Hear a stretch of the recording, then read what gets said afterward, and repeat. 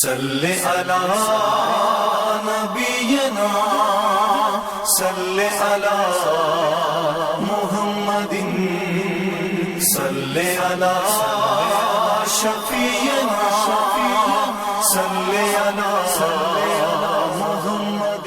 اعوذ باللہ من الشیطان اللعین الرجیم، بسم اللہ الرحمن الرحیم، الحمدللہ رب العالمین، والصلاة والسلام علی اشرف الانبیاء والمرسلین، سیدنا و مولانا ابی القاسم محمد۔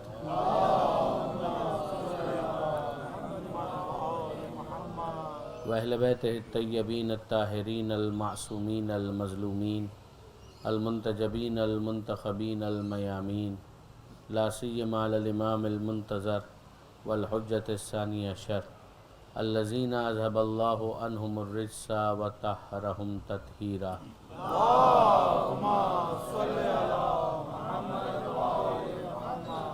واللعنۃ الدائمۃ الباقیۃ علی اعدائہم اجمعین من یوم ظلمہم الی قیام یوم الدین۔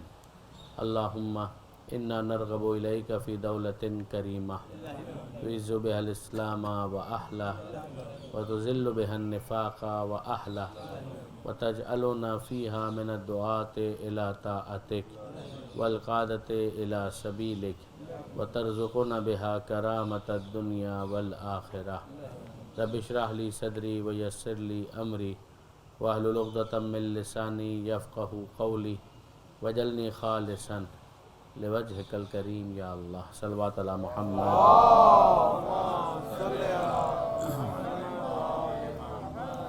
اما بعد فقد قال اللہ سبحانہ وتعالی فی القرآن الحکیم، بسم اللہ الرحمن الرحیم، ادعو الی سبیل ربک بالحکمۃ والموعظۃ الحسنہ وجادلہم باللتی ہی احسن۔ صلوات علی محمد وآل محمد۔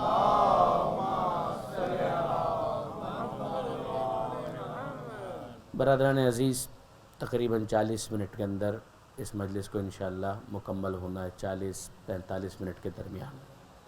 جو آیت میں نے آپ کے سامنے تلاوت کرنے کا شرف حاصل کیا، یہ سورہ نحل کی ایک آیت ہے کہ جس میں پروردگار عالم کی طرف سے اپنے حبیب کو تبلیغ دین کا دستور دیا جا رہا ہے کہ اے حبیب، یہ جو دین پہنچانا ہے تو پہنچانے کا طریقہ کیا ہوگا، دعوت الی اللہ کا طریقہ کار کیا ہوگا۔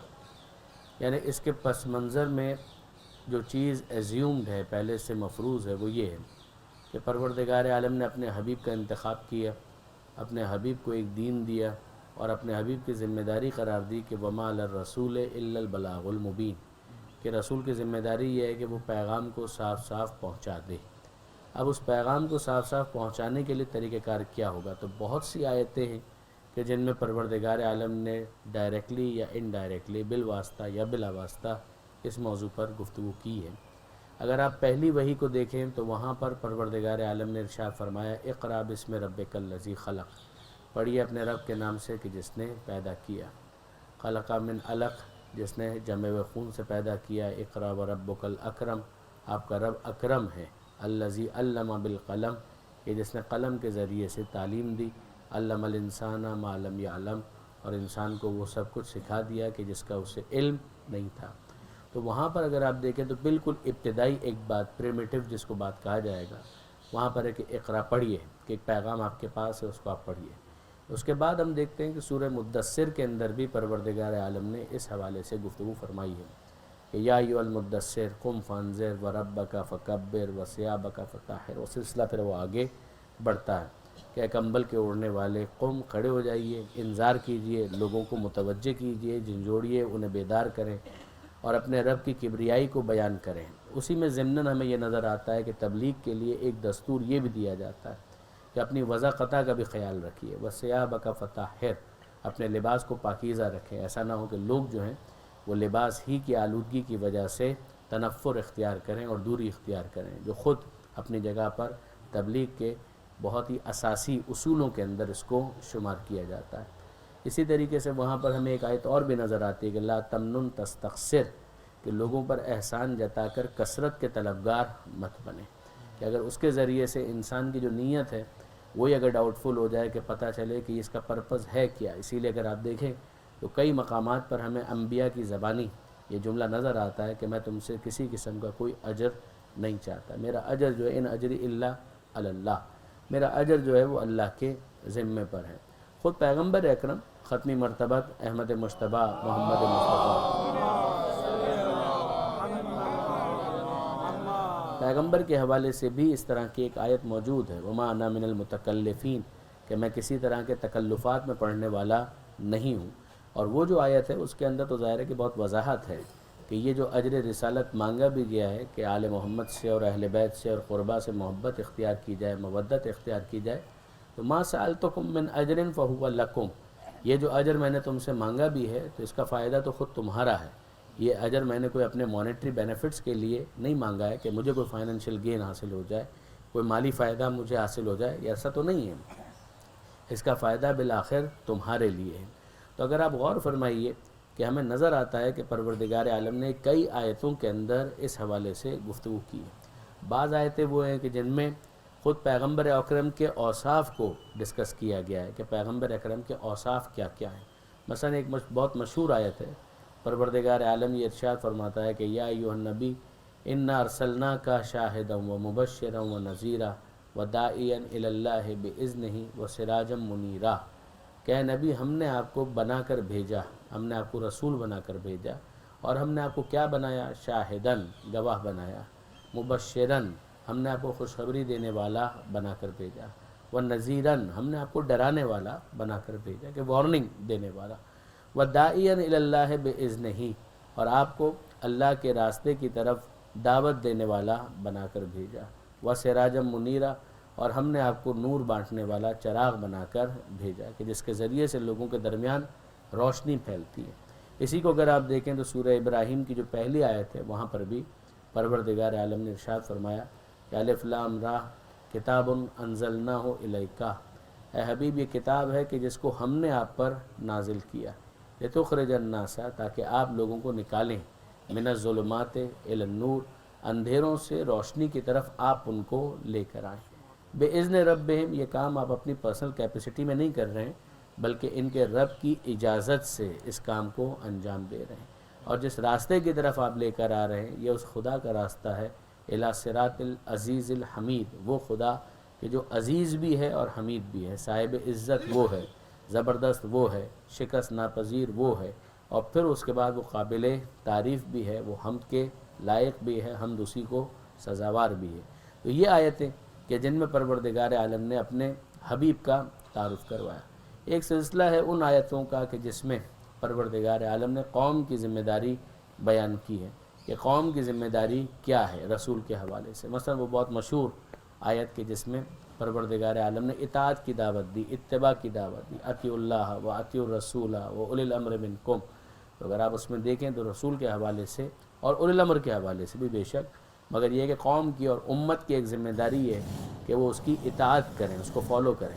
اتباع، پروردگار عالم نے بہت واضح طور پر ارشاد فرمایا کہ ان کنتم تحبون اللہ فاتبعونی، اے حبیب ان سے کہہ دیجئے کہ اگر تم اللہ سے محبت رکھتے ہو تو پھر میں اسی اللہ کی طرف سے آیا ہوں، تو میرا اتباع کرو، میرے نقش قدم پر قدم رکھتے چلے جاؤ تاکہ تم فلاح پا جاؤ، تاکہ تم نجات پا جاؤ۔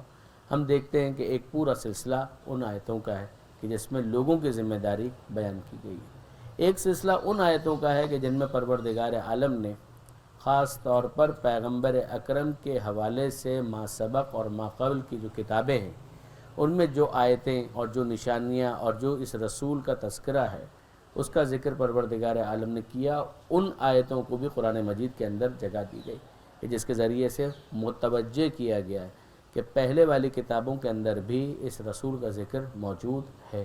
مثلا جناب عیسیٰ علیہ السلام کے حوالے سے قرآن کہتا ہے کہ مبشرم برسول یاتی من بعدی اسمہ احمد، کہ عیسیٰ علیہ السلام نے کہا کہ میں تمہیں خوشخبری دیتا ہوں اس رسول کی جو میرے بعد آئے گا جس کا نام احمد ہوگا۔ اسی طریقے سے ہم دیکھتے ہیں کہ پروردگار عالم نے سورہ اعراف کے اندر بھی یہ ارشاد فرمایا کہ یجدونہ مکتوبا عندہم فی التوراۃ والانجیل، یہ رسول وہ ہے کہ جس کا ذکر یہ لوگ لکھا ہوا خود پڑھتے ہیں، توراۃ کے اندر بھی اور انجیل کے اندر بھی۔ یعنی پروردگار عالم یہ فرمانا چاہتا ہے کہ ان لوگوں کے پاس خاص طور پر اہل کتاب کے جو علماء ہیں کہ ان کے حوالے سے کلیئرٹی کا ایشو نہیں ہے، وہ بہت واضح طور پر جانتے ہیں کہ یہ آخری رسول وہی رسول ہے کہ جس کا ذکر ان کی کتابوں میں۔ آپ جانتے ہیں اس بات کو اور بہت اچھی طریقے سے جانتے ہیں کہ بہرحال عوام الناس تو اہل کتاب کی بھی پڑھی لکھی نہیں تھی اس زمانے میں، خاص طور پر ان کا ایکسیس ہی نہیں تھا ان کتابوں کی طرف کہ جو خاص طور پر ریلیجس اسکرپچر کہلاتے تھے، اور اس زمانے کے اندر نہ کاغذ اتنا عام ہوا تھا کہ لوگوں تک اس کی رسائی ممکن ہو پاتی، لہٰذا پڑھنا لکھنا یہ خود ایک عیاشی تھی اس زمانے کے اندر، یعنی ایک بہت بڑا کام تھا، آؤٹ آف دا وے جا کر کسی کو یہ کام کرنا ہو تو زحمت کرنا پڑتی تھی۔ آج کی طرح سے تو نہیں تھا کہ ایک دفعہ پھر ہم لوگ پیپر لیس سوسائٹی اس انداز میں بنتے جا رہے ہیں کہ جس کے بعد پیپر کی وہ افادیت باقی نہیں۔ اس زمانے میں جو ایشو تھا وہ یہ تھا کہ پیپر اویلیبل نہیں تھا، اس کی افادیت تو تھی مگر اس کی اویلیبلٹی کا ایک بہت بڑا ایشو تھا۔ اس وقت یہ ایشو نہیں ہے، اویلیبل تو ہے مگر اس کی ضرورت نہیں ہے، بإیمانہ کہ آپ کے پاس ٹیبلٹس آ گئے، آپ کے پاس آئی پیڈز آ گئے، آپ کے پاس موبائل فونز آ گئے، کتابیں ڈاؤن لوڈ ہونا شروع ہو گئیں، لہٰذا وہ ایشوز جو ہیں اس کی نوعیت بالکل تبدیل ہو گئی۔ اب آئیے خاص طور پر اس آیت کے اوپر ہم توجہ کریں کہ جس کو میں نے سرنامہ کلام میں عنوان قرار دیا تھا کہ جب رسول کی ذمہ داری ہے کہ وہ بلاغ مبین کرے، رسول کی ذمہ داری ہے کہ وہ پیغام کو پہنچائے، تو اس رسول کو پیغام کے پہنچانے کے لیے قرآن نے کیا دستور العمل دیا ہے کہ اس سلسلے میں پالیسی کیا ہوگی۔ تو ارشاد ہوتا ہے کہ ادعو الی سبیل ربک، اے حبیب آپ اپنے رب کے راستے کی طرف ان کو دعوت دیں، ادعو دعوت دیں، الی طرف، سبیل راستہ، رب سبیل ربک آپ کا جو رب کا راستہ ہے اس کی طرف ان لوگوں کو دعوت دیجیے۔ ٹولز کیا ہوں گے اس میں؟ ظاہر ہے کہ آپ ہی نے اس کام کو انجام دینا ہے، مگر آپ کے ٹولز کیا ہوں گے، آپ کے اوزار کیا ہوں گے؟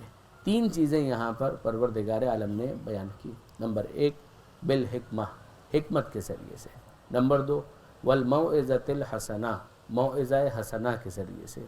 نمبر تین وجادلہم باللتی ہی احسن، آپ ان سے جدال کیجئے مگر جدال بھی اس طرح سے کریں کہ جو اچھا انداز ہو جدال کرنے کا۔ اگر آپ نوٹ کریں تو یہاں پر 2 مرتبہ لفظ حسن حسنہ استعمال ہو رہا ہے۔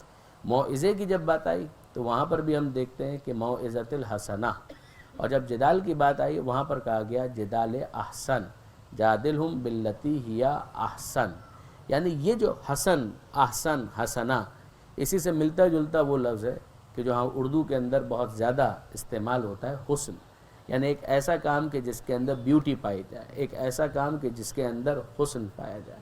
حسن کا تقاضا یہ ہوگا کہ اس کے اندر ایک اٹریکشن ہوگی، اس کے طرف رغبت ہوگی، تنفر نہیں ہوگا، یعنی نفرت نہیں ہوگی، فاصلہ نہیں ہوگا۔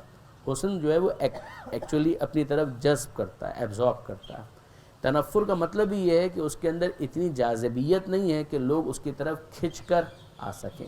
اگر آپ دیکھیں گے کہ مثلا ایک بہت ہی بڑا ایک آرٹ کا کوئی پیس ہے کہ جو آپ کے سامنے لا کر رکھ دیا جائے اور آپ اس کے اندر واقعی جاذبیت محسوس کرتے ہیں تو آپ ٹھہر جائیں گے، لیکن اگر آپ کے سامنے مثلا انتہائی بدنما، بدصورت، انتہائی نفرت انگیز کوئی چیز آپ کے سامنے لا کر رکھ دی جائے، کیچڑ کا پانی اگر کسی کے سامنے پڑا ہو تو اس کی طرف کوئی اٹریکشن محسوس نہیں ہوتی ہے، لیکن گلاب کا پانی اگر ہو تو اس کی خوشبو جو ہے لوگوں کو اپنی طرف اٹریکٹ کرنا شروع کر دیتی ہے۔ بالکل اسی طریقے سے پیغمبر اکرم سے یہ کہا جا رہا ہے کہ حکمت کے ذریعے سے آپ کو لوگوں کو بلانا ہے، نمبر 2 موعظہ حسنہ کے ذریعے سے آپ کو لوگوں کو بلانا ہے، اور نمبر 3 آپ کو جدال بھی اگر کرنا ہے تو جدال احسن کرنا ہے۔ مرحوم آیت اللہ محمد رضا مظفر کی بہت ہی عمدہ کتاب ہے منطق کے موضوع پر، کہ جو کورس کی کتاب کے طور پر مدرسے کے اندر پڑھائی جاتی ہے، اور بہت اچھی کتاب ہے، واقعاً بہت اچھی کتاب ہے، جس کا عرفی نام جو ہے بہت مشہور ہو گیا منطق مظفر۔ اس کے اندر انہوں نے اس کا تیسرا حصہ ہے، اب وہ احباب جو منطق سے ایز اے سبجیکٹ کچھ رغبت رکھتے ہیں وہ جانتے ہیں اس بات کو کہ اس کے 3 حصے بن جاتے ہیں، ایک حصہ تصورات کا ہے، دوسرا حصہ تصدیقات کا ہے، اور پھر اس کے بعد تیسرا حصہ بنتا ہے جس میں صنعت خمس کو ڈسکس کیا جاتا ہے۔ صنعت خمس کے اندر جو پہلی صنعت ہے وہ ہے برہان، اور اس کے علاوہ دوسری چیزیں بھی ہیں، تو برہان ہی کو انہوں نے حکمت سے تعبیر کیا، انہوں نے اس آیت کو وہاں پر پیش بھی کیا اور کہا کہ یہ حکمت سے مراد برہان ہے، حکمت سے مراد فلسفہ بھی بیان کیا گیا، حکمت سے مراد عقلی دلائل، گھوم پھر کے بات وہیں پر آ جاتی ہے کہ جہاں پر عقل کا بھرپور استعمال کیا جائے، یعنی اگر پروردگار عالم یہ کہہ رہا ہے کہ اے حبیب ان لوگوں کو اپنے رب کے راستے کی طرف بلائیے حکمت کے ذریعے سے، تو یعنی آپ کیا استعمال کریں؟ آپ ان کے سامنے دلائل پیش کریں، ان دلائل کے ذریعے سے ان کو کنونس کرنے کی کوشش کریں۔ تو ایک تو یہ طریقہ ہمارے سامنے آتا ہے کہ مثلا عقلی ایک دلیل ہے، وہ سامنے پیش کی جائے اور سننے والا جو ہے اس کے سامنے سے پرانداختہ ہو جائے، وہ سرنڈر کر دے، قبول کر لے، اور ایز اے رزلٹ اس کے لیے وہ چیز بالکل روشن ہو جائے۔ دوسری چیز جس کو کہا گیا، میں بھی اس کی مزید وضاحت کچھ گزارش کرتا ہوں، اس کے بعد جو دوسری چیز کہی گئی وہ ہے موعظہ حسنہ۔ حسنہ پر تو ابھی ہم نے بات کی۔ موعظہ کا مطلب ہے وعظ کرنا، یعنی نصیحت کرنا، ایڈمونیشنگ، ایک ایسا طریقہ کہ جو انسان کے دل میں جا کر گھر کر لے، ایک نصیحت۔ اگر آپ دیکھیں بہت سی مرتبہ ایسا ہوتا ہے کہ ایک انسان دلائل سے عقلی طور پر مطمئن ہوتا ہے، مگر اس کے دل میں وہ چیز جو ہے وہ گھر نہیں کر پاتی، یہ ہوتا ہے، یہ مشکل ہوتی ہے۔ اسی لیے کئی مرتبہ آپ بچوں کو نصیحت کرتے ہیں، جب آپ بچے کو نصیحت کر رہے ہوتے ہیں تو عقلی اعتبار سے تو آپ کی دلیل بہت واضح ہے کہ بیٹا اگر پڑھو گے لکھو گے تو بڑے آدمی بنو گے، تو وہ تو آپ نے ایک دفعہ سمجھا دیا ہے۔ اب اس کے بعد جو آپ نصیحت کر رہے ہیں تو نصیحت کیوں کرنی پڑ رہی ہے؟ کیا عقلی اعتبار سے اس کے لیے کلیئر نہیں ہے؟ اس کے لیے عقلی اعتبار سے کلیئر ہے، یعنی ذہنی طور پر وہ جانتا ہے اس بات کو۔ اچھا بچے کو بھی چھوڑ دیجئے، آپ بڑوں کے اوپر آ جائیے۔ مثلا اگر میں آپ کے سامنے، آپ سب سے ماشاءاللہ صاحبان ایمان یہاں پر تشریف فرمائیں، صاحبان ایمان کے سامنے اگر یہ بات کی جائے کہ بھائی اللہ نے فجر کی نماز کو واجب کیا ہے، تو میں کون سی ایسی نئی چیز آپ کو بتا رہا ہوں؟ ظاہر ہے کہ آپ کو پتہ ہے کہ اللہ ہے، خالق ہے، مالک ہے، ہم بندے ہیں، مخلوق ہیں، ہم پر خدا کا حق ہے، ہم نے مرنے کے بعد خدا کے سامنے پیش ہونا ہے، حساب کتاب ہونا ہے، اچھے کام کریں گے تو وہ راضی ہوگا، برے کام کریں گے تو وہ ناراض ہوگا۔ اس میں کون سی راکٹ سائنس ہے؟ یہ تو 2 + 2 4 والی باتیں ہیں کہ جو ہر صاحب ایمان کو پتہ ہے۔ مگر اب اس کے بعد میں سوال کروں تو ظاہر ہے کہ یہاں پر تو افراد نہیں ہوں گے، مگر کچھ ایسے افراد معاشرے میں ہوتے ہیں کہ جو فجر کی نماز نہیں پڑھ پاتے، نماز ہی نہیں پڑھ پاتے۔ تو کیا عقلی اعتبار سے ان کے لیے کوئی کنفیوژن ہے؟ یعنی ان کو یہ نہیں پتہ کہ فجر کی نماز کا مطلب کیا ہے، یا ان کو یہ نہیں پتہ ہے کہ فجر کی نماز جو ہے وہ اللہ نے واجب کی ہے؟ اس میں سے تو کوئی مسئلہ نہیں۔ تو عقلی اعتبار سے تو کوئی پرابلم ہے ہی نہیں وہاں پر، ان کے لیے فہم کا ایشو نہیں ہے۔ مگر اب اس کے بعد مسئلہ کیا ہے؟ مسئلہ یہ ہے کہ جب انسان دنیا داری کے معاملات کے اندر انوالو ہوتا ہے تو اس کی پرائرٹی لسٹ جو عقلی اعتبار سے مرتب ہوتی ہے وہ ڈسٹرب ہونے لگتی ہے، اور پھر اس کے بعد کہیں پر وہ اپنی عیاشیوں کو فوقیت دینے لگتا ہے، کہیں پر وہ اپنے کاروبار کو فوقیت دینے لگتا ہے۔ یہ وہ منزل ہے کہ جہاں پر عقلی دلیل کی ضرورت نہیں ہوتی ہے، یہاں پر نصیحت کی ضرورت ہوتی ہے، کہ جہاں پر تذکیر کی جائے، ذکر کیا جائے، ان کو یاد دہانی کی جائے۔ اس یاد دہانی کے مختلف انداز ہیں۔ اب یہاں پر اگر آپ نوٹ کریں کہ جو تھوڑی دیر پہلے میں نے آپ کے سامنے پیغمبر اکرم کی صفات آپ کے سامنے گنوائی تھیں، ان کے اندر ایک صفت تھی بشیر، کہ پیغمبر اکرم خوشخبری دینے والے، اور اس کے ساتھ ہی ساتھ جو دوسری ایک صفت تھی وہ تھی کہ نذیر، کہ پیغمبر اکرم ڈرانے والے ہیں۔ تو یہ جو ڈرانا اور خوشخبری دینا ہے، یہ پہلے مرحلے میں اگر دلیل بنے تو بنے، شاید پہلے مرحلے میں بھی نہ بنے، بلکہ اس کا زیادہ تر تعلق جو ہے اس نصیحت کے ساتھ ہے کہ کیا تم مثلا اس بات کو پسند کرو گے کہ جہنم کا ایندھن تم کو بنا دیا جائے؟ اب ایک انسان جو ہے عقلی اعتبار سے جس چیز کو جانتا ہے، مگر اب اس کے دل کے اندر پینیٹریٹ کرنے کی کوشش کی جا رہی ہے کہ وہ اپنے دل سے سوچے کہ ایک طرف جنت کی یہ نعمتیں ہیں اور دوسری طرف جہنم کا یہ عذاب ہے، تو کیا چیز زیادہ بہتر ہے؟ کیا تم جنت کی نعمتوں سے استفادہ کرنا چاہو گے یا جہنم کا ایندھن بننا چاہو گے؟ اس کے ذریعے سے ہو کیا رہا ہے؟ ایک نصیحت ہو رہی ہے اور دل کے اندر گھسنے کی اور داخل ہونے کی کوشش کی جا رہی ہے کہ اس بات کو تم جانتے تو ہو مگر سمجھنے کی کوشش کرو، ہول ہارٹیڈلی اس کو ایکسیپٹ کرنے کی کوشش کرو۔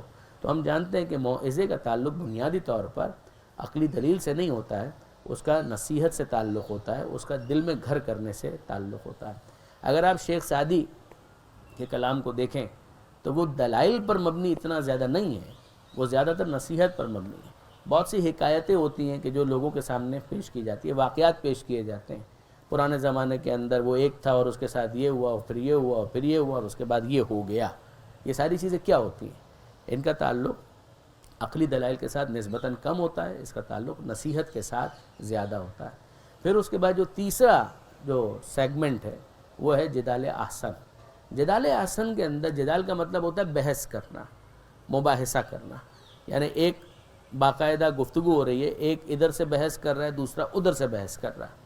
اس کا ایک طریقہ یہ ہوتا ہے کہ جس کے اندر کریکٹر اسیسینیشن ہوتا ہے، لیگ پولنگ ہوتی ہے، کردار کشی ہوتی ہے، کہ کسی طریقے سے سامنے والے کو رسوا کر دیا جائے. یہ جدال جو ہے وہ جدال احسن تو نہیں ہوگا, یہ جدال غیر احسن ہوگا. اس کا تو مقصد یہ ہے کہ کسی طریقے سے سامنے والے کو خاموش کر دیا جائے, جو مناظرے کے اندر ہوتا ہے کہ اسقاط قسم کیا جائے, یعنی سامنے والے کو خاموش کر دو, کسی طرح سے اس کے منہ میں لگام ڈال دو, اس کو چپ کرا دو. یہ وہ چیز ہے کہ جو ہیلدی کبھی بھی نہیں ہوتی. پروردگار عالم نے بھی جو بات کی ہے وہ یہی بات کی ہے کہ جادلہم باللتی ہی احسن, اے حبیب ان سے جدال کریں مگر جدال بھی ہو جدال احسن. سامنے والا یہ فیل نہ کرے, offended فیل نہ کرے کہ جیسے اس کے اوپر چڑھائی کی جا رہی ہے, اور مقصد یہ ہے کہ کسی طرح سے اس کو ذلیل کر دیا جائے, اس کو رسوا کر دیا جائے. کہ یہ مقصد نہ ہو.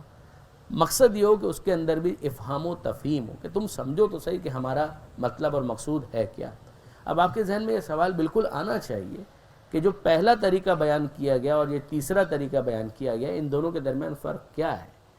پہلا طریقہ بھی تو وہی تھا کہ دلیل دی جائے, اور یہ جو تیسرا طریقہ ہے اس کے اندر بھی بحث کی جائے, مگر بحث اچھے طریقے سے کی جائے. دیکھیے برادران عزیز, فرق ہے اور بنیادی فرق ہے. فرق یہ ہے کہ جب آپ جدال کرتے ہیں یا بحث کرتے ہیں تو اس کے اندر کوئی نہ کوئی ایسا کامن ڈینومینیٹر ہوتا ہے کہ جہاں سے بات کو آغاز کیا جا سکے. یعنی سامنے والا اور آپ جب کسی موضوع کے اوپر ڈیبیٹ کریں گے تو اس ڈیبیٹ کے اندر کوئی ایسا نقطہ تو ہو کہ جہاں سے آپ اس کو کنونس کرنے کے لیے شروع کر سکیں. یعنی میں عرض یہ کرنا چاہ رہا ہوں کہ اگر آپ کبھی چین کو اوپر لا کر بند کرنا چاہتے ہیں, جیکٹ پہنتے ہیں اور چین کو اوپر لا کر بند کرنا چاہتے ہیں, زپ لگانا چاہتے ہیں, تو نیچے کہیں تو اس کو ملنا چاہیے تاکہ پھر یہ اوپر آ سکے. آپ ڈائریکٹ اوپر لانا چاہیں گے تو اوپر نہیں آئے گی وہ زپ, لیکن یہ ہے کہ نیچے کہیں پر تو اس کا کوئی کامن ڈینومینیٹر ہو, کہیں کامن پوائنٹ تو کہ جہاں پر اس کو ملائیے پھر اس کو اوپر لے کر آئیے. میں سادی سی مثال آپ کے سامنے پیش کرتا ہوں. ایک بات مجھے بتائیے کہ جو نصارہ نجران آئے تھے, نصارہ نجران کے سامنے پیغمبر اکرم نے ایک گفتگو کی قرآن کی آیتوں کی روشنی میں. یہ سورہ آل عمران کی جو ابتدائی 64, 65, 70 کے قریب آیتیں ہیں, یہ سب اسی کانٹیکسٹ میں نازل ہوئی ہیں جو موبائلے کا کانٹیکسٹ ہے. اس میں اگر آپ دیکھیں تو عیسائیوں کا ایک آبجیکشن ہے.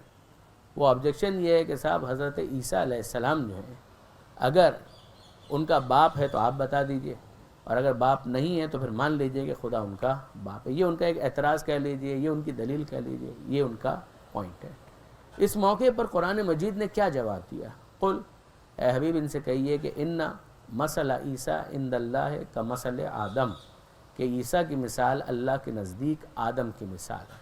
خلقہ من تراب ثم قال له کن فیکون. آدم کو اللہ نے مٹی سے پیدا کیا اور اس کے بعد کہا کن, ہو جا, اور وہ ہو گئے.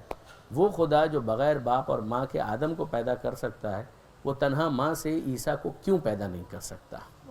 یہ ہے قرآن کا پوائنٹ, یہ قرآن نے دلیل دی. اب میں آپ سے سوال کرتا ہوں, جو اس وقت ہماری بحث چل رہی ہے, گفتگو ہو رہی ہے, اس کو اگر آپ مد نظر رکھیں تو آپ مجھے بتائیے کہ کیا یہ دلیل عیسائیوں کو دی جا سکتی ہے؟ بالکل دی جا سکتی ہے. کیوں؟ اس لیے کہ وہ آدم علیہ السلام کو مانتے ہیں. اگر وہ آدم علیہ السلام کو نہ مان رہے ہوتے تو ان کے سامنے یہ والی بات بیان نہیں کی جا سکتی تھی. چونکہ آدم علیہ السلام ایک ایسا کامن ڈینومینیٹر بنتا ہے, ایک ایسا مشترکہ نقطہ بنتا ہے کہ جس کو مسلمان بھی مان رہے تھے اور جس کو عیسائی بھی مان رہے تھے. لہذا یہاں سے بات کو شروع کیا گیا اور لے جایا گیا حضرت عیسیٰ علیہ السلام تک. یہ ہے جدال احسن, کہ سامنے کسی کو کریکٹر اسیسینیشن کا بھی خطرہ محسوس نہ ہو, ورنہ تو بڑے رقیق جملے کہے جا سکتے تھے. اگر آپ اندازہ کریں کہ باپ کے حوالے سے جب بات ہو رہی ہو تو پھر اس کے بعد بہت سی ایسی باتیں کہی جا سکتی تھی کہ جس کے نتیجے میں سامنے والا اوفینڈڈ فیل کرتا ہے. اسلام نے یہ نہیں کیا, قرآن نے یہ نہیں کیا. قرآن نے کہا کہ یہ بات کرو کہ آدم کو تم مانتے ہو؟ کہا کہ ہاں. کہ آدم کی ماں تھی؟ نہیں. آدم کے باپ تھے؟ نہیں. کس نے پیدا کیا؟ خدا نے پیدا کیا.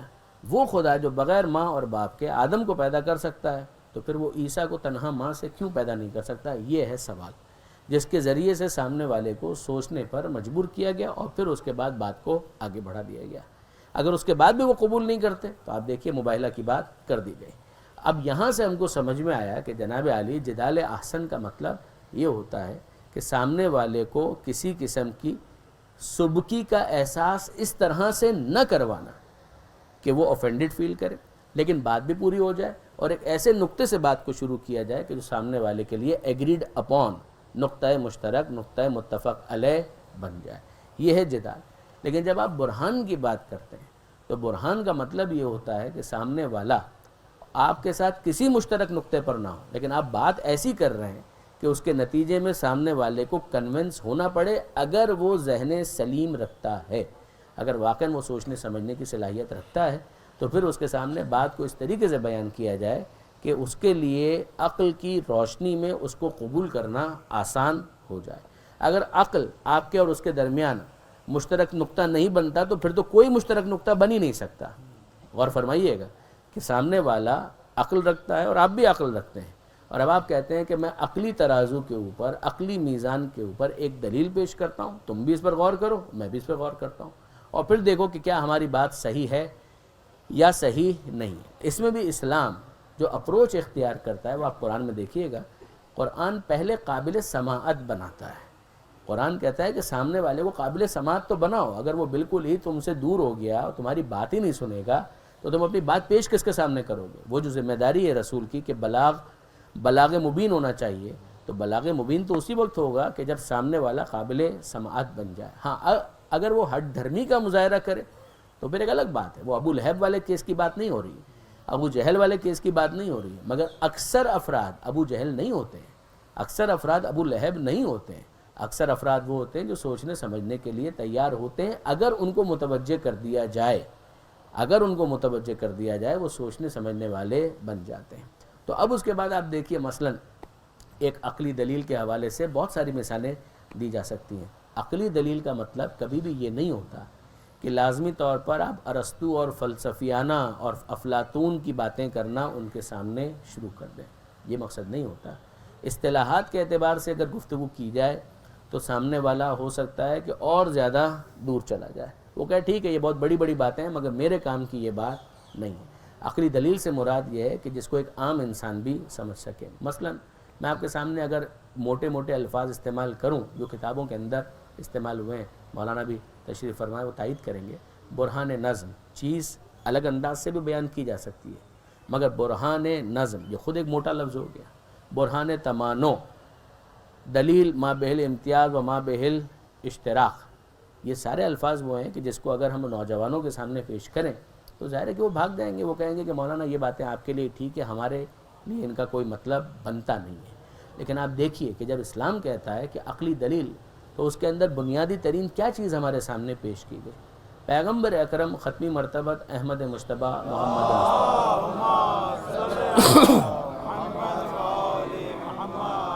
حضور کے سامنے ایک بات کوٹ کی گئی، پیغمبر اکرم مسکرائے، اور اتنا مسکرائے کہ پیغمبر اکرم کے دندان مبارک ظاہر ہو گئے۔ آپ جانتے ہیں کہ رسول اللہ کا اخلاق، رسول اللہ کا طریقہ کار یہ تھا کہ اللہ کے رسول کہا نہیں لگایا کرتے تھے، یہ پیغمبر اکرم کی سیرت میں نہیں ہے۔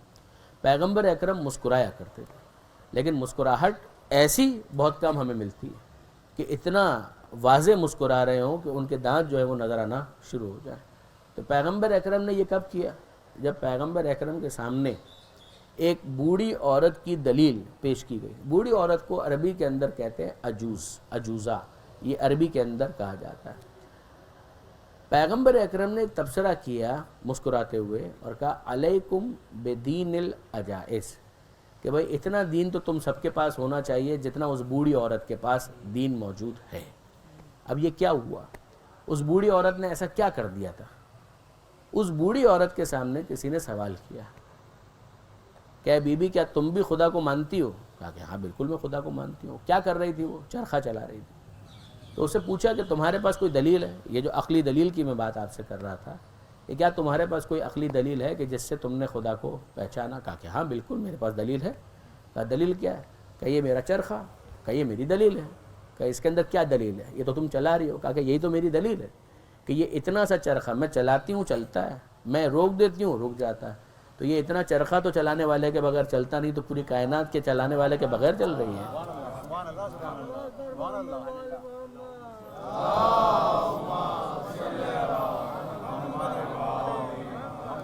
اب آپ نے غور فرمایا برادران عزیز، اس کے اندر کون سا فلسفہ، اس کے اندر کون سا برہان کا لفظ اور موٹے موٹے الفاظ کچھ بھی استعمال نہیں ہوئے، لیکن بات وہی تھی کہ جو اس نے انتہائی سادگی کے ساتھ بیان کر دی۔ پیغمبر اکرم نے اس کو انڈوز بھی کر دیا، پیغمبر اکرم نے تائید بھی کر دیا اور کہا کہ علیکم بدین العجائز، ارے اتنا دین تو تمہارے پاس ہونا چاہیے کہ جتنا اس بوڑھی عورت کے پاس دین موجود ہے، اتنا تو وہ بھی سمجھتی ہے تو اتنا کم سے کم تم کو بھی سمجھ میں آنا چاہیے۔ اب آئیے امیر المومنین کی بارگاہ میں چلیں، حضرت علی ابن ابی طالب علیہ السلام۔ نہج البلاغہ کے اندر مولا نے ایک وصیت کے اندر اس چیز کو سمجھایا، توحید سمجھا رہے ہیں امیر المومنین۔ امیر المومنین فرماتے ہیں کہ دیکھو یہ وہ چیز کہ جس کو میں نے عرض کیا آپ کی خدمت میں کہ اگر آپ باہر ٹھیلے والے کو، رکشہ والے کو، بس والے کو، کنڈکٹر کو، کسی مزدور کو سمجھانا چاہیں تو اس کو بھی سمجھ میں آئے۔ موٹے الفاظ اس کو سمجھ میں نہیں آئیں گے اور اس کا حق ہے کہ وہ ریجیکٹ کر دے اس گراؤنڈ کے اوپر، مگر آپ دیکھیں کہ یہ جو بات امیر المومنین کہہ رہے ہیں یہ کیا ہے۔ امیر المومنین سمجھاتے ہیں اور فرماتے ہیں کہ دیکھو جتنے بھی انبیاء آئے آدم سے لے کر خاتم تک، ان سب نے ایک خدا کی بات کی ہے۔ اگر کوئی دوسرا خدا ہوتا تو وہ بھی نبی بھیجتا۔ اس کا نبی نہ بھیجنا اس بات کی دلیل ہے کہ خدا ایک ہی ہے، ایک کے علاوہ کوئی دوسرا خدا نہیں ہے۔ اب آپ غور کیجئے، یہ بات تو بالکل سادی ہے اور بالکل سامنے کی ہے کہ جتنے نبی آئے ہیں ان سب نے 2 خداؤں کی بات کی، 20 خداؤں کی بات کی، 25 خداؤں کی بات کی، کتنے خداؤں کی بات کی؟ سب نے ایک خدا کی بات کی۔ کیا اس کے اوپر سب کا اتفاق ہے؟ جواب جی ہاں، سب کا اتفاق ہے۔ اگر سب کا اس بات کے اوپر اتفاق ہے تو پھر اس کے بعد ہم فرض کرتے ہیں کہ وہ دوسرا خدا ہے۔ ہم فرض کرتے ہیں، فرض محال تو محال نہیں ہے نا، ہم فرض کرتے ہیں کہ دوسرا خدا ہے۔ تو وہ دوسرا خدا ہے تو یہ کیسا دوسرا خدا ہے کہ اس کی خدائی کو چیلنج کیا جا رہا ہے، جب وہ ایک خدا یہ کہہ رہا ہے کہ بھائی میں ہی خدا ہوں، میرے علاوہ کوئی دوسرا خدا نہیں ہے، اور وہ مسلسل اپنے نبی بھیج بھی رہا ہے۔ تو یہ دوسرا خدا کیا ہے؟ کیا وہ عاجز ہو گیا ہے یا وہ اپنے لٹنے کے اوپر خوش ہے؟ اگر وہ اپنے لٹنے کے اوپر خوش ہے تو اب وہ خدا نہیں ہے، اور اگر وہ عاجز ہے کسی نبی کو بھیجنے سے تو عاجز جو ہو جائے وہ سب کچھ ہو سکتا ہے، خدا نہیں ہو سکتا۔ یہ ہے امیر المومنین کی بیان کردہ دلیل، یہ جو واقعاً سمجھ میں آنے والی۔ اگر آپ اس کے اندر گہرائی کے اندر اتریں تو پوری کتاب ہے، لیکن اگر سامنے دیکھیں تو واقعاً بالکل سمجھ میں آنے والی بات ہے کہ اگر کوئی دوسرا خدا ہوتا وہ بھی نبی بھیجتا، اور اس کا نبی نہ بھیجنا اس بات کی دلیل ہے کہ دوسرا خدا ایگزسٹ ہی نہیں کرتا، ورنہ اس کی خدائی کو تو باقاعدہ چیلنج کیا جا رہا ہے کہ لا الہ الا اللہ، اس کے سوا، ایک کے سوا کوئی دوسرا خدا ہے ہی نہیں۔ یہ باتیں ہو گئیں برادران عزیز۔ اب میں آپ سے سوال کرتا ہوں، یہ جو درمیان والا حصہ ہے نا، موعظہ حسنہ جس کو ہم نے کہا، اسی کے اندر وہ چیز آ جاتی ہے جس کو اخلاق سے تعبیر کیا جاتا ہے۔ اخلاق کے ذریعے سے نصیحت کرنا، زبان کے ذریعے سے نصیحت ہوتی ہے، عمل کے ذریعے سے نصیحت ہوتی ہے، بہت زیادہ امپورٹنٹ ہے۔ اب میں آپ سے سوال کرتا ہوں، اور ظاہر ہے کہ میرے مخاطب میرے نوجوان دوست ہیں، مجھے ایک بات بتائیے، ان تینوں کے اندر سب سے زیادہ افیکٹو کون ہے؟ ایک طرف ہمیں ملا حکمت کا راستہ، برہان، دلیل۔ تیسرا راستہ جو جدال احسن، کہ جس کے اندر بحث کی جائے مگر ایسے بحث کی جائے کہ سامنے والے کو آفینڈڈ فیل نہ ہو اور بات پہنچ بھی جائے، کامن ڈینومینیٹر اور اسے بات شروع کر دی جائے، بہت اچھی بات ہے۔ درمیان والا حصہ اخلاق، نصیحت، اچھے طریقے سے سامنے والے کے دل میں اترنے کی کوشش کرنا۔ ان تین کے اندر سب سے افیکٹو کون ہے؟ بظاہر ایسا محسوس ہوتا ہے کہ دلیل، بحث یہ بہت امپورٹنٹ ہے، یہ واقعاً بہت امپورٹنٹ ہے، مجھے ان کی امپورٹنس سے انکار نہیں ہے، مگر یقین جانیے برادران عزیز کہ جتنا افیکٹو، جتنا زیادہ امپیکٹ اخلاق کا ہوتا ہے اتنا کسی اور چیز کا امپیکٹ نہیں ہوتا۔ یعنی دلیل جو ہے وہ عقل کو کنونس کرتی ہے، بالکل صحیح بات ہے۔ جدال احسن، اس کے اندر بھی مقصد ہے سامنے والے کی عقل کو ایڈریس کرنا، مگر جس چیز کا سب سے زیادہ اثر ہوتا ہے وہ برہان بھی نہیں ہے، وہ جدال احسن بھی نہیں ہے، وہ یہی درمیان والی چیز ہے جس کو آپ اخلاق سے تعبیر کرتے ہیں، موعظہ حسنہ سے تعبیر کرتے ہیں۔ اب میں آپ کے سامنے صرف 2 واقعات عرض کروں گا اور پھر ہم منزل مصائب سے قریب ہو جائیں۔ مجھے ایک بات بتائیے، پیغمبر اکرم کی زندگی کا بہت مشہور واقعہ، بہت ہی مشہور واقعہ، یعنی سیرت رسول کے بدیہیات میں جن کو شمار کیا جاتا ہے، یعنی آپ سب کے حافظے کے اندر یہ محفوظ ہوگا کہ پیغمبر اکرم مکہ مکرمہ، ہجرت سے پہلے کا زمانہ، پیغمبر اکرم اپنے گھر سے نکلتے ہیں۔ آپ میں سے کتنے ہی احباب ہیں کہ جنہوں نے محلہ بنی ہاشم کی زیارت کی ہوگی مکہ مکرمہ میں؟ پروردگار عالم سب کو بار بار مکہ اور مدینہ دیکھنے کی توفیق عطا فرمائے۔ تو وہاں پر پیغمبر اکرم اپنے گھر سے نکلا کرتے تھے کہیں جانے کے لیے، اور آپ جانتے ہیں کہ راستے میں ایک بوڑھی عورت پیغمبر اکرم کے اوپر خس و خاشاک، کچرا، غلاظت ڈال دیا کرتی تھی۔ سب کے ذہن کے اندر یہ واقعہ موجود ہے۔ اب میں آپ سے پوچھتا ہوں کہ اس کے بعد ہوا کیا؟ علامہ سید علی نقی صاحب، نقن صاحب علی اللہ مقامہ، وہ بہت پیارا تبصرہ کرتے ہیں۔ یہ ایک دفعہ کا واقعہ نہیں ہے، جب پیغمبر اکرم وہاں سے نکلتے ہیں وہ یہی کرتی ہے، اوپر سے خس و خاشاک ڈال دیتی ہے۔ پیغمبر اکرم کیا کر رہے ہیں ریئیکشن میں؟ نقن صاحب کا تبصرہ یہ ہے کہ نہ بدلہ لیتے ہیں نہ راستہ بدلتے ہیں، نہ بدلہ لیتے ہیں نہ راستہ بدلتے ہیں، کچھ بھی نہیں کہتے۔ پیغمبر اکرم بہت جلدی ریئیکٹ نہیں کرتے۔ یہ بات ذہن میں رکھنے والی ہے کہ اگر وقت سے پہلے ریئیکشن شو کر دیا جائے تو اپنے ریئیکشن کو ضائع کرنا ہے، اپنے ریئیکشن کو ضائع کرنا ہے۔ پھل اگر آپ وقت سے پہلے توڑ لیں گے تو وہ کچا ہوگا، اگر وہ پک گیا اس کے بعد بھی آپ نے نہیں توڑا اور پھر لیٹ توڑا تو وہ سڑ جائے گا۔ صحیح وقت پر اس کو توڑنا یہ خود اپنی جگہ پر ایک آرٹ ہے، یہ خود اپنی جگہ پر ایک فن ہے۔ پیغمبر اکرم نہ بدلہ لیتے ہیں نہ راستہ بدلتے ہیں۔ اور پھر اس کے بعد ہوتا کیا ہے؟ ایک دن ایسا آتا ہے کہ جب وہ بوڑھی عورت کچرا نہیں ڈالتی ہے تو پیغمبر اکرم سوال کرتے ہیں کہ بھئی وہ ایک بزرگ خاتون ہوا کرتی تھی کہ جو ہم پر کچرا ڈالا کرتی تھی، وہ آج دکھ نہیں رہی۔ تو پیغمبر اکرم تو ایسے پوچھ رہے ہیں کہ جیسے وہ راستے میں پھول لے کر کھڑی ہوتی تھی کہ پیغمبر اکرم کو نظر نہیں آئی ہے، تو پیغمبر اکرم پوچھ رہے ہیں کہ وہ نظر نہیں آ رہی، کہاں گئی؟ وہ ہمیشہ تو ہمارا استقبال کیا کرتی تھی، نہیں پھول تو لے کر نہیں کھڑی ہوتی تھی، وہ تو کچرا ڈالتی تھی، خس و خاشا۔ کسی نے کہا کہ نہیں، اللہ کے رسول وہ آج کل بیمار ہے، جس کی وجہ سے وہ اپنی اس حرکت کو کرنے پر بھی قدرت نہیں رکھتی ہے۔ پیغمبر اکرم نے کہا کہ اچھا بتاؤ تو صحیح پریسائسلی اس کا گھر کہاں پر ہے۔ بتایا، پیغمبر اکرم اس کے گھر پر چلے گئے، دستک دی، اجازت لی اور پھر گھر کے اندر داخل ہوئے۔ اور اب اس نے دیکھا کہ یہ پیغمبر آ رہے ہیں، تھی تو بوڑھی عورت، اپنے حساب سے سوچ رہی تھی۔ تو فکر ہر کس بقدر ہمت اوست، ہر ایک انسان اپنے ظرف کے مطابق سوچتا ہے، ہر ایک کی فکر جو جتنی تو ٹپکے گا وہی ظرف سے جو ظرف میں ہوگا۔ تو اس خاتون نے وہیں سے کہا آج آپ بدلہ لینے کے لیے آئے ہیں کہ جب میں بیمار ہوں، یعنی جانتی ہے کہ میں نے ایسا کچھ کیا ہوا تو ہے کہ بدلہ تو ڈیو ہے، لینا تو چاہیے ان کو بدلہ۔ آج آپ بدلہ لینے کے لیے آئے ہیں کہ جب میں بیمار ہوں، کچھ کر بھی نہیں سکتی، تو آج بدلہ لینے کے لیے آئے ہیں۔ پیغمبر اکرم نے جواب کیا دیا؟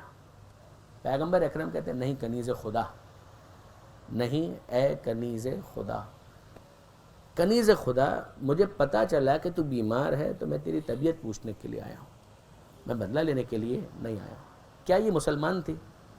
جواب جی نہیں۔ کیا یہ مومنہ تھی؟ جواب جی نہیں۔ تو حق کے ایمان کی وجہ سے تو عیادت کرنے نہیں آئے، مسلمان نہیں تھی تو حق اسلام کی وجہ سے تو عیادت کرنے نہیں آئے۔ جب پیغمبر اکرم مخاطب کر رہے ہیں تو وہ وجہ بھی بتا رہے ہیں کہ کس وجہ سے تیری عیادت کرنے کے لیے آیا ہوں۔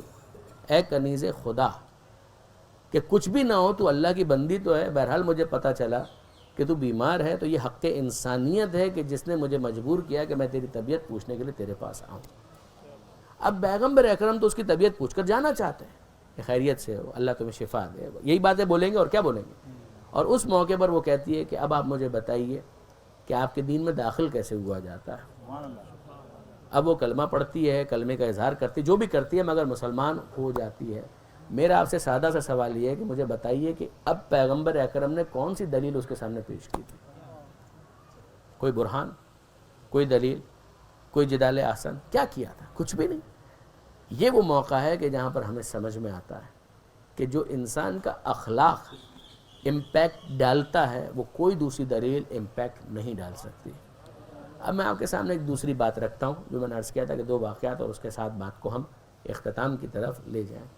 دیکھیے برادران عزیز، آپ غور فرمائیے، پیغمبر اکرم اس دنیا سے چلے گئے اور سالوں گزر گئے۔ امیر المومنین کا ظاہری زمانہ خلافت ہے اور امیر المومنین کوفہ سے کسی کام سے سفر پر روانہ ہوتے ہیں۔ یہ زمانہ وہ تو نہیں ہے کہ جیسے ہی کوئی روانہ ہو رہا ہو تو ٹویٹ کرے یا فیس بک کے اوپر اپڈیٹ ڈال دے یا مثلا واٹس ایپ کے ذریعے سے منتشر کر دے اپنی تفصیلات سفر کی، کچھ بھی نہیں۔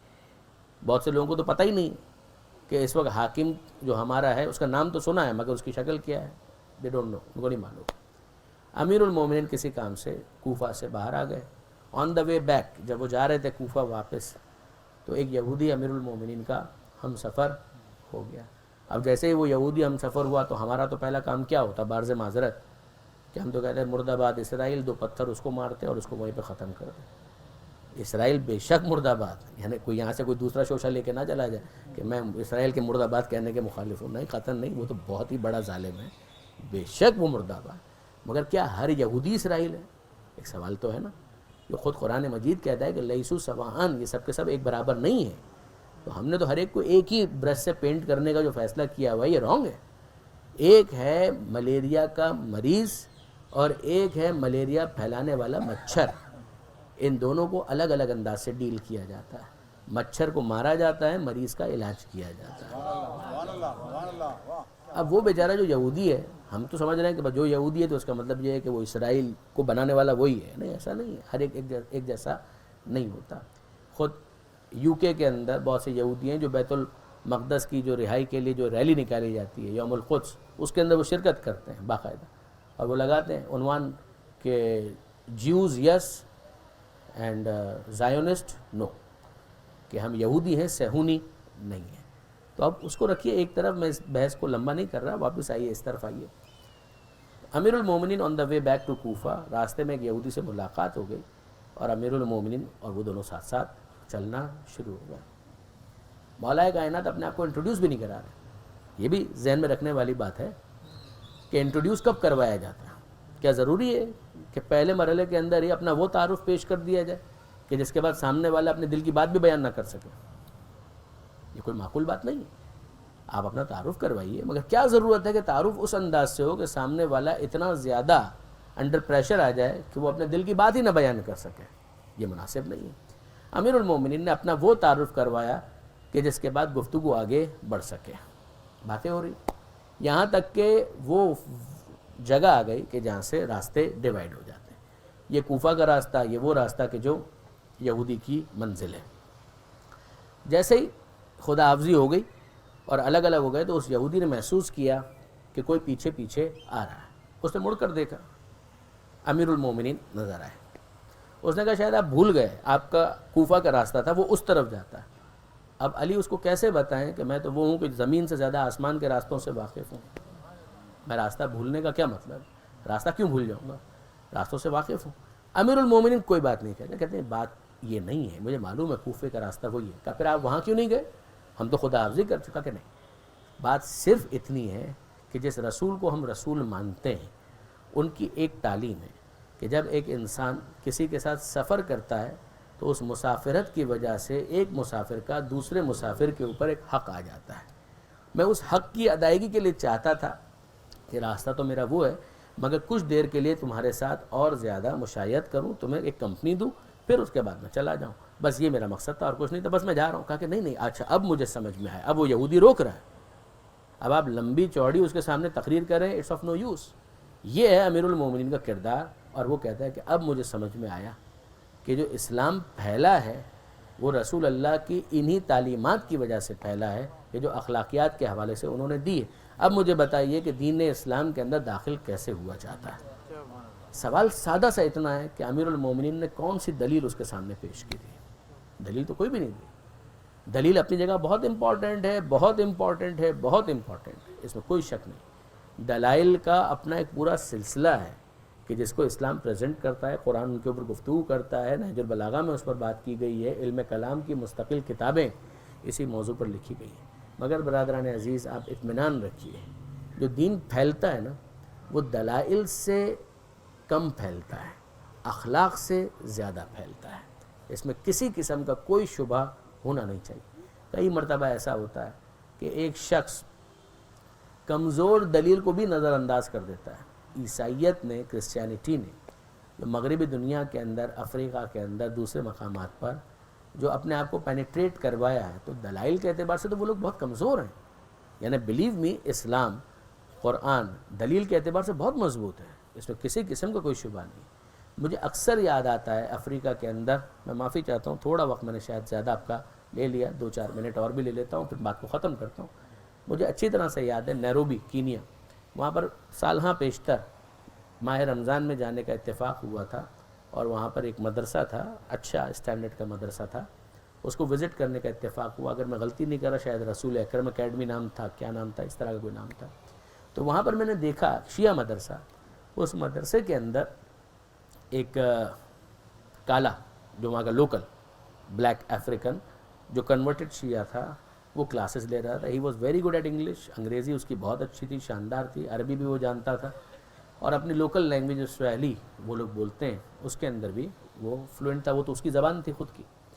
تو میں نے اس سے سوال کیا, یہ تو میں نے خود اس سے پوچھا کہ مجھے آپ بتائیں گے کہ تبلیغ کے اعتبار سے, دین کی ترویج کے اعتبار سے کرسچنز کہاں پر ہیں, سنی کہاں پر ہیں, اور شیعہ کہاں پر ہیں؟ سوال تو بڑا واضح ہے کہ وہ تبلیغ کے اعتبار سے, پھر وہ ہو نہ ہو ان کی مرضی ہے, لیکن ہماری کوششوں کے اعتبار سے جو ہمارے ایفرٹس ہیں وہ کہاں آپ کو لگتی ہے, کرسچنز, سنی اور شیعہ. تو اس نے کہا اگر کرسچنز 100 پر ہیں تو اس کے آدھے پر سنی ہے, اور جہاں پر سنی ہے اس کے آدھے پر شیعہ کھڑے ہیں. تو میں نے کہا وہ خاص وجہ, کہا کہ وجہ تو بہت واضح ہے. مطلب کیا وجہ, آپ سمجھائیں تو سے. کہا کہ دلائل کو آپ چھوڑ دیجئے, آرگومنٹس کو آپ چھوڑ دیجئے, اس میں آپ لوگ بہت, ہم جو شیعہ وہ بہت تگڑے ہیں, ہم بہت مضبوط ہیں, مگر معاملہ سارا یہ ہے کہ وہ ہے بھوکا, اس کے پاس کھانا نہیں ہے, آپ اس کو روٹی دے نہیں رہے, آپ اس کو دودھ پلا نہیں رہے, وہ بیمار ہے, آپ اس کو دوا دے نہیں رہے. آپ ڈائریکٹ شروع کرتے ہیں دین کی تبلیغ سے. جب کرسچن مشنری آتی ہے تو وہ پہلے وہاں پر ہسپتال تعمیر کرتی ہے, ہسپتال نہ ہو سکے تو کلینک تعمیر کرتی ہے, اس کو وہاں پر مفت علاج فراہم کرتی ہے, اس کے بچوں کے لیے اسکول تعمیر کرتی ہے, پھر اس کے بعد اس کے لیے ایک کمیونٹی سینٹر تعمیر کرتی ہے, اس کو کھیل کود کے لیے جگہ دیتی ہے, اور پھر اس کے بعد اس کو کچھ کہنا نہیں پڑتا, وہ دلائل کی ساری کمزوری کو اگنور کر دیتا ہے اور کرسچینٹی کو قبول کر لیتا ہے. ہمارا پرابلم یہ ہے کہ ہم لوگ یہ ساری چیزیں تو کرتے نہیں ہیں, اور direct we start shouting come to Islam, come to Islam, come to Islam. How is he going to enter into Islam? تو اسلام کیسے قبول کرے گا؟ کاد الفقر یکون کفرا, یہ جو فقر ہے, پیٹ کی بھوک جو ہے وہ انسان کو کفر تک لے جاتی ہے. جب آپ اس کے پیٹ کی آگ کو بجھانے کے لیے تیار نہیں ہیں اور اس کے بعد اس کو اسلام کی دعوت دے رہے ہیں, خدا کے واسطے کوئی پریکٹیکل بات بھی تو ہونی چاہیے. جب اس کو روٹی نہیں مل رہی ہے, وہ مرنے کے قریب ہو گیا ہے, وہ گھر جاتا ہے تو اپنے بیوی بچوں کا مرجھایا ہوا چہرہ دیکھتا ہے, اس میں آپ اس کو دلائل کی تو ڈھیر لگا دیجئے تو وہ دلائل کے ڈھیر سے کوئی بھوک تو نہیں مٹنے والی ہے. یہ وہ چیز ہے کہ جہاں پر ہمیں سمجھ میں آتا ہے کیوں اسلام اتنی بات کرتا ہے, کیوں اتنا اصرار کرتا ہے اس بات کے اوپر, بھوکوں کو کھانا کھلاؤ, بھوکوں کو کھانا کھلاؤ, بھوکوں کو کھانا کھلاؤ. دیکھیے برادران عزیز, میں ایک طالب علم ہوں, نہ میں نے کبھی دعویٰ کیا نہ میں کبھی دعویٰ کروں گا. بہرحال ایک طالب علم ہوں, قرآن کو میں نے بھی پڑھا ہے, نہج البلاغہ کو بھی دیکھا ہے, احادیث کے متون سے بھی کچھ نہ کچھ واقفیت رکھتا ہوں, دیکھی ہیں کتابیں, کچھ نہ کچھ پڑھی ہیں, دوسرے مذاہب کی کتابیں بھی کچھ نہ کچھ دیکھی ہیں. میں آپ سے واضح عرض کرتا ہوں کہ جو بہت بڑی بڑی لمبی چوڑی فلسفیکل باتیں ہیں نا, یقین جانیے کہ ان کی اہمیت اپنی جگہ پر ہے, مگر جب آپ سوسائٹی کی بات کرتے ہیں نا تو یہی بنیادی چیزیں ہیں کہ جو بہت زیادہ امپیکٹ رکھتی ہے, بہت زیادہ. آپ کس کو کھانا کھلانے کے لیے تیار ہیں؟ یہ جو ہم پڑھتے ہیں نا, چھٹے امام رات کو نکلا کرتے تھے روٹیوں کا تھیلا لے کر, چوتھے امام نکلا کرتے تھے روٹیوں کا تھیلا لے کر, بولنے کی بھی ضرورت نہیں پڑتی ہے کہ میں کون, بتانے کی بھی ضرورت نہیں پڑتی ہے, مگر وہ جس کے گھر میں روٹی پہنچ رہی ہے نا, اس کے دل میں وہ سافٹ کارنر ایجاد ہو جاتا ہے. میں آپ کی خدمت میں ایمانداری کی بات آپ سے عرض کرتا ہوں, اگر ہم نے اپنے معاشروں کے اندر صرف اتنا ہی کیا ہوتا جو ہے بہت سی جگہوں پر, ایسا نہیں کہ نہیں, لیکن اور زیادہ اس کو پھیلانے کی ضرورت کہ مثلا ہم اپنے نیاز اور دسترخوان جو ہے اس کو اور زیادہ وسیع کر کے غیروں کو بھی اس کے اوپر آنے کی باقاعدہ دعوت دیں. ہم آپ کو مجلس سننے کا نہیں کہہ رہے, ہم آپ کو صرف کھانا کھانے کا کہہ رہے ہیں. پیغمبر اکرم نے پہلی مرتبہ دعوت ذوالعشیرہ کے اندر کھانا کھلایا تھا یا تقریر پہلے کی تھی؟ انہوں نے کھانا کھلایا تھا. کھانا کھا لو, پھر باتیں سننی ہے تو ٹھیک ہے, نہیں سننی ہے تو کوئی بات نہیں, سیکنڈ ٹائم پھر تم کو دعوت دیں گے. آپ غور فرمائیے, بڑی پریکٹیکل اپروچ ہے, بہت سیدھی سیدھی اپروچ ہے.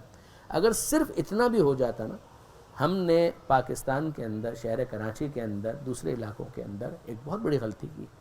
ہم نے دشمن بنانے میں جلدی کی. ہم کیوں اس بات کو تصور کر کے بیٹھے ہوئے ہیں کہ جتنے افراد ہیں وہ سب کے سب اہل بیت کے دشمن ہیں؟ کیوں؟ کچھ ہوں گے جو ناصبی ہیں, ان کو آپ نظر انداز کر دیجیے, ہم ان کو نظر انداز کر دیں, اگنور کر دیں. مگر جو اکثر افراد ہیں وہ دشمن اہل بیت نہیں ہیں, فار گاڈ سے, وہ آل محمد کے دشمن نہیں ہیں. تو کیا ہم نے کوئی وظیفہ پالا ہوا ہے کہ ہماری کوئی ذمہ داری ہے کہ ہمارے کو دشمن اہل بیت ہونے کا سرٹیفکیٹ بانٹیں گے؟ پیغمبر اکرم نے یہ کام نہیں کیا تھا. وہ جو پکے پکے بت پرست تھے, وہ پکے پکے مشرک تھے, ان کو بھی پیغمبر اکرم کھانا کھلایا کرتے تھے. پیغمبر اکرم ان کے ساتھ بھی اخلاق کے ساتھ پیش آتے تھے, بات کرتے تھے, ان سے ڈسکس کرتے تھے, ان کو انگیج کرتے تھے, نیگوشیٹ کرتے تھے ان سے. اور اس کا نتیجہ یہ ہوتا ہے اگر پھر وہ قبول نہ کرے کوئی بات نہیں. جب اللہ کے رسول کی ذمہ داری بلاغ مبین سے زیادہ نہیں ہے تو برادران عزیز آپ کی اور میری ذمہ داری اس سے زیادہ کیسے ہو سکتی ہے کہ ہم گن پوائنٹ کے اوپر کسی کو مسلمان یا مومن بنانے کے ذمہ دار نہ آج ہیں نہ قیامت تک ہوں گے. یہ جتنے بھی مبلغین ہیں ان کے لیے واقعاً بنیادی گائیڈ لائن ہے کہ ہم اس بات کے ذمہ دار نہیں ہیں کہ کسی کو کان سے پکڑ کر محب اہل بیت بنائیں, کان سے پکڑ کر شیعہ بنائیں, کان سے پکڑ کر عزادار بنائیں. یہ ہمارا جواب نہیں ہے. ہم اپنا کردار ایسا پیش کریں ان کے سامنے کہ ان کو لگے کہ ہاں واقعاً یہ لوگ اچھے ہوتے ہیں. یہ اگر ان کے ذہن میں تصور آ جائے, میں آپ کی خدمت میں عرض کروں, ایک کام وہ ہے کہ جو ہم اپنے امام باڑے کے اندر کرتے ہیں بہت اچھا ہے, اس کو ہونا چاہیے, مگر ایک کام وہ ہے کہ جو بازار میں ہونا چاہیے, ایک وہ کام ہے کہ جو سڑک کے اوپر ہونا چاہیے. جو ہمارے جلوسوں کی ویلیو بھی تھی جو ختم ہو گئی بدقسمتی سے, کرفیو کے اندر تو ہمارے جلوس نکلتے ہیں, اس کی سب سے بڑی اہمیت تو یہی تھی کہ جو ہم کو عزاداری اپنی کرنی ہے وہ تو ہم اپنے امام باڑے کے اندر بھی کر سکتے ہیں. یہ تو پیغام تھا جو دوسروں کو دینا تھا, وہی ختم ہو گیا. لیکن آئیے واپس اس بات کی طرف توجہ کیجیے. ایک نیاز وہ ہے کہ جو ہم اپنے امام باڑے کے اندر کرتے ہیں, لیکن آپ مجھے بتائیے کہ کیا امپیکٹ ہوگا, کیا امپیکٹ ہوگا اگر مثلاً کھانے کے پیکٹ بنے ہوئے ہوں اور آپ رات کو جائیں اور کسی امام کی ولادت کے موقع پر یا کسی امام کی شہادت کے موقع پر بس ایسے ہی تقسیم کر دیں, اور اگر کوئی پوچھے تو صرف اتنا اس کو بتا دیں کہ آج ہمارے 5ویں امام باقر کی شہادت تھی یا ولادت تھی تو ان کی خوشی میں, شہادت تھی تو ان کے غم میں. بہرحال ہم چاہ رہے تھے کہ لوگوں کے درمیان کھانا تقسیم کریں, لہٰذا ہم آپ کے سامنے لائیں 5ویں امام کے نام پر. کہ یہ 5ویں امام کون تھا, وہ سوال تو کرے گا نا. اگر وہ کرے, نہ کرے تو خاموش ہو جائیں, نہ بولیں. اگر وہ پوچھے تو صرف اتنا بتا دیں کہ یہ نسل رسول میں سے وہ شخصیت ہیں کہ جنہوں نے علم کو پھیلانے کے لیے بڑا کام کیا ہے. That's all. اگر یہ کام پینیٹریشن کے ساتھ ہوتا چلا جائے, یقین جانیے بعض اہل نظر, اہل رائے, یہ افراد کہتے ہیں کہ دل میں داخل ہونے کا راستہ پیٹ سے اوپر جاتا ہے. غلط نہیں کہتے, وہ بالکل صحیح کہتے ہیں کہ دل میں داخلہ پیٹ سے اوپر جاتا ہے. انسان پیٹ کے اندر کچھ داخل کرے کسی کے تو پھر اس کے بعد اس کا دل جو ہے وہ بھی کھل جاتا ہے اور وہ سینے سے لگانے کے لیے تیار ہو جاتا ہے.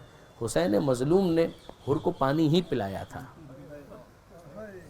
دلیل کی اگر آپ بات کریں تو دلیل تو بہت روشن ہے, دلائل کے حوالے سے تو معاملہ بالکل واضح تھا. مگر آپ غور کیجئے کہ اس موقع پر وہ کیا چیز ہے کہ جو حر کو عاشور کے دن ہانٹ کر رہی ہے, اس کو اندر سے ٹونٹ کر رہی, کیا چیز ہے کہ ہم لوگ دشمن ہوتے ہوئے جب آئے ہیں حسین کے پاس, پیاس سے مرنے کے قریب تھے, اور اس وقت حسین نے اپنی مشقیں کھول دی, کہا کہ باقی باتیں بعد میں ہوں گی, یہ لوگ ہمیں گرفتار کرنے آئے, لڑنے آئے, جو بھی, ابھی تو پیاس سے مر رہے ہیں, یہ ہم نہیں دیکھ سکتے, ابھی تو ان کو پانی پلاؤ. اتنا پانی پلایا کہ ہم لوگ سیر ہو گئے. ہمارے لشکر کا ایک آدمی جو خود سے پانی پی نہیں پا رہا تھا, تو حسین خود آگے بڑھے اور امام حسین نے خود اپنے ہاتھوں سے اس کے جام آب کو پر کیا اور کہا کہ اب بیٹا پانی پیو. یعنی انداز بھی ہوئی کہ جو بالکل ایک شفقت بھرا جو انداز ہوتا ہے, پانی پیو, ابھی تو پانی پیو, باقی باتیں بعد میں کریں گے. پھر اس کے بعد اگر حر کو واقعاً عاشور کے دن یہ ذہن میں آ رہا ہوں کہ اگر وہ جو ہمارا پورا لشکر تھا اگر اس وقت پانی نہ پلایا ہوتا تو شاید ابھی تک حسین کے پاس پانی ہوتا, بند ہونے کے باوجود کہ نہر کے اوپر ہم نے پیرا بٹھا دیا ہے, مگر وہ پانی ہی اگر اسٹاک کے اندر باقی ہوتا تو ابھی تک حسین کے بچے پیاسے نہ ہوتے. ہم کیسے بے غیرت ہیں کہ ہم اس وقت پیاسے تھے, حسین پانی پلا رہے تھے, اور یہاں میں اپنے کانوں سے سن رہا ہوں کہ حسین کے بچے فریاد کر رہے ہیں اللہ تاش, اور بس میں سن رہا ہوں اور میں کچھ بھی نہیں کر سکتا. تو عمر سعد کے پاس آ کر حر نے یہی سوال کیا تھا کہ عمر سعد کیا واقعی جنگ ہونے والی ہے؟ کہا کہ ہاں ایسی جنگ کہ جس کے نتیجے میں سر کٹ کٹ کے گرتے ہوئے نظر آئیں گے. تو جناب حر کہتے ہیں کہ اتنی باتیں جو فرزند رسول نے کی ہیں کوئی بھی ایکسیپٹیبل نہیں ہے. عمر سعد کہتے ہیں کہ اگر میرے ہاتھ میں ہوتا تو میں ایکسیپٹ کر لیتا, مگر میں کیا کروں, میرے ہاتھ میں کچھ نہیں. یہ خود ضمیر کا اعلان ہے کہ اس کا مطلب یہ کہ قصور سارا کا سارا یزید کا ہے, ابن زیاد کا ہے, عمر سعد کا ہے, دلیل تو کوئی بھی نہیں ہے ان کے پاس. اور اب جناب حر اس موقع پر آگے بڑھتے ہیں اور ایک جملہ کہتے ہیں, میں اپنے آپ کو جنت اور جہنم کے درمیان پا رہا ہوں, ولا صبر علی النار, اور میں جہنم کی آگ پر صبر نہیں کر سکتا. یہ کہہ کر گھوڑے کو ایڑ لگاتے ہیں اور پہنچتے ہیں امام حسین کے پاس. اور جب حسین مظلوم کے پاس پہنچتے ہیں تو امام حسین علیہ السلام کے سامنے ہاتھ جوڑ کر کہ فرزند رسول میں وہی ہوں کہ جس نے آپ کا راستہ روکا تھا, میں بہت بڑا مجرم ہوں, مجھے معلوم ہے, کیا ایسا امکان ہے کہ میری خطا معاف ہو جائے. یہ ہے حسین کی کامیابی. وہ جو اگر آپ کہتے ہیں انا من الحسین کے پیغمبر اکرم نے کہا کہ حسین مجھ سے, میں حسین سے ہوں, یہ ہے حسینیت، اور یہ ہے حسین کا منزل منیت کا اوپر فائز ہونا، کہ اس موقع پر حسین کہتے ہیں ارے ہور میں نے بھی تمہیں معاف کیا اور میرے خدا نے بھی تمہیں معاف کیا۔ برادران عزیز، یقین جانیے میں پھر کہتا ہوں کہ طالب علم کی حیثیت سے میں بہت غور کرتا ہوں اس جملے کے اوپر۔ یہ جو امام حسین نے کہا نا میں نے تجھے معاف کیا، یہاں تک سمجھ میں آتا ہے، یہ کہنے کے لیے بڑا حوصلہ چاہیے کہ میرے خدا نے بھی تجھے معاف کیا، یعنی وہ خدا سے اتنا قریب ہو کہ لوح محفوظ پر لکھی ہوئی تحریر کو پڑھ کر یہ بتا رہا ہوں کہ اور میں نے بھی تجھے معاف کیا، میرے خدا نے بھی تجھے معاف کیا۔ اور پھر اس کے بعد حسین کا وہ جملہ کہنا، یہ جملہ 2 مرتبہ حسین نے کہا، ایک اس موقع پر اور دوسرا وہ موقع جب حر کے لاشے پر حسین آئے تھے۔ وہ کیا جملہ تھا؟ انت کما سمت کا امک یا حر، اے حر اب تو ویسا ثابت ہوا کہ جیسا تیری ماں نے تیرا نام رکھا تھا۔ یعنی پہلے تو نام کا حر تھا، حر یعنی آزاد، پہلے تو نام کا حر تھا، اب واقعی تو حر ہے، اب تو واقعی آزاد، کہ تو یزید کی غلامی سے باہر آ گیا، تو ابن زیاد کی غلامی سے باہر آ گیا، تو عمر سعد کی غلامی سے باہر آ گیا۔ ہاں ایک جملہ اور کہا امام حسین نے، حر یہ زہرا کا لال تجھ سے شرمندہ ہے، جب تو دشمن بن کر آیا تھا تو تجھے بھی سیراب کیا، تیرے لشکر کو بھی سیراب کیا، آج جب تو دوست بن کر آیا ہے تو حسین اتنا غریب ہو چکا ہے کہ ایک جامع آپ تجھے پیش نہیں کر سکتا۔ اور اس موقع پر حر کہتے ہیں کہ اے مولا بہرحال مجھے معلوم ہے کہ یہ سب بنیادی طور پر راستہ تو میں نے روکا تھا، اب مولا میں چاہتا ہوں کہ مجھے اجازت دیجیے، ایک روایت ہے ضعیف صحیح مگر روایت ہے کہ میں اپنے بیٹے کو خاک و خون میں غلطاں دیکھنا چاہتا ہوں۔ تو امام حسین نے کہا ہر کوئی اور موقع ہوتا تو میں روکتا، آج تو سبھی کو جانا ہے، کسی کو پہلے کسی کو بعد میں، تو جاؤ میں نے اجازت دی۔ حر نے خطبہ بھی دیا ہے، مگر بہرحال جب جناب حر کا بیٹا میدان کے اندر گیا اور کچھ دیر کے بعد اس نے صدا بلند کی کہ بابا میری مدد کو آئیے، اور حر جانا چاہتے ہیں تو حسین نے روک دیا کہ اے حر کہاں جا رہے ہو؟ کہا کہ مولا میرا جوان مجھے پکار رہا ہے، اتنا تو مجھے موقع دیجیے میں اپنے جوان بیٹے کے پاس جا سکوں۔ تو امام حسین نے وہ جواب دیا کہ جو آنکھوں میں آنسو لانے کے لیے بہت کافی ہے، کہ اے حر سب سے پہلی بات تو تم مہمان ہو، میں تمہارا میزبان ہوں، میزبان کے ہوتے ہوئے مہمان جائے گا، اور دوسری بات یہ کہ یہ جوان کا لاشا ہے، کبھی تم نے سنا ہے کہ بوڑھا باپ جوان بیٹے کے لاشے کو اٹھانے کے لیے جائے؟ کوئی اور اٹھا کر لاتا ہے، بوڑھا باپ کبھی نہیں جاتا، میں تمہارے جوان کا لاشا لے کر آؤں گا۔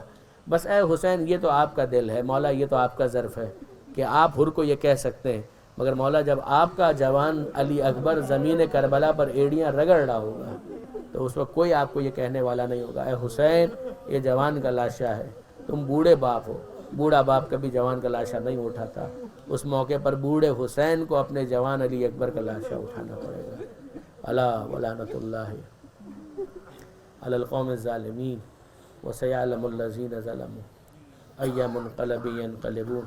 بار الہ اس قلیل توسل کو اپنی بارگاہ میں قبول فرما، مالک تجھے واسطہ محمد و آل محمد کا جن کے ایصال ثواب کے لیے یہ مجلس منعقد کی گئی، اس کا ثواب انہیں ایصال فرما۔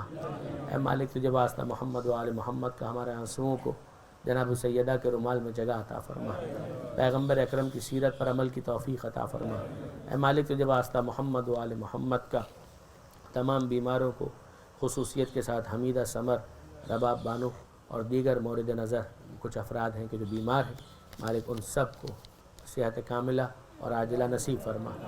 جو بے روزگار ہیں انہیں عزت کی روزی عطا فرما، جو بے اولاد ہیں انہیں اولاد صالح عطا فرما، جو صاحبان اولاد ہیں اولاد کی صحیح تربیت کی توفیق عطا فرما۔ مالک تجھے واسطہ محمد و آل محمد کا جن گھروں کے اندر ناچاکی ہے، ناراضیاں ہیں، اے پروردگار جناب امام مظلوم اور جناب رباب کے صدقے میں ان گھروں کی ناراضگیوں ناچاکیوں کو محبت اور الفت سے تبدیل فرما۔ اے پروردگار جو ماں باپ اپنی اولاد کے رشتوں کے لیے پریشان ہیں ان کی اولاد کو بہترین رشتے عطا فرما۔ مالک عزاداری عزاخانوں اور عزاداروں کی حفاظت فرما۔ آل محمد کے ماننے والے چاہنے والے جہاں کہیں بھی آباد ہیں ان کی جان مال عزت و آبرو کی حفاظت فرما۔ پرچم اسلام کو سربلندی عطا فرما، پرچم کفر و شرک و نفاق کو سرنگوں فرما۔ مالک تجھے واسطہ محمد و آل محمد کا وطن عزیز پاکستان کو استحکام عطا فرما، وطن عزیز کو اور قسم کی داخلی خارجی پریشانیوں سے محفوظ فرما۔ تمام علماء کرام مراج اعظام مقام معظم رہبری اور انقلاب اسلامی کی حفاظت فرما۔ اس انقلاب کو زمانے کے امام کے انقلاب سے متصل فرما، زمانے کے امام کے ظہور میں تعجیل فرما، ہمیں ان کے اعوان و انصار میں شمار فرما۔ سورہ فاتحہ کے التماس سید ظاہر حسین ابن سید فضل حسین راضیہ بی بی مولانا بنت مولانا سید حسن رضا رضوی، ذکیہ خاتون بنت سید ظاہر حسین، عزیز فاطمہ بنت سید ظاہر حسین، تمام ارواح مومنین و مومنات، خصوصاً استاد شہید سبت جعفر زیدی صاحب، تمام ارواح مومنین و مومنات، آپ حضرات کے متعلقین، رحم اللہ من قرأ الفاتحہ۔